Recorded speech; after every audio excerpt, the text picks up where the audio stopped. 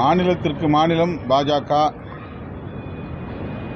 மதவாத அரசியலின் வடிவத்தை மாற்றி கையில் எடுக்கும்.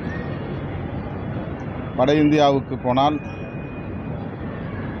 விநாயகர், ராமர் இந்த அரசியலை எடுக்கிற பிஜேபி, மேற்கு வங்கத்திற்கு போனால் துர்கா, காளி என்று வேறு வடிவத்தை எடுக்கிறார்கள். தமிழ்நாட்டுக்கு வந்தால் முருகனை கையில் எடுக்கிறார்கள். இது அவர்களின் அரசியல் உத்திகளுள் ஒன்று.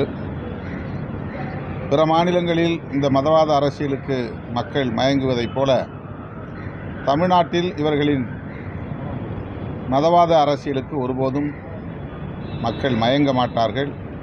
முருகனும் மயங்க மாட்டார். தமிழ்நாட்டு கடவுள் முருகன் மதவாதிகளை விரட்டி அடிக்கக்கூடியவர்.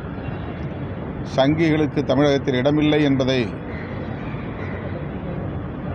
வரவிருக்கிற 2026 தேர்தலில் உறுதிப்படுத்துவார்.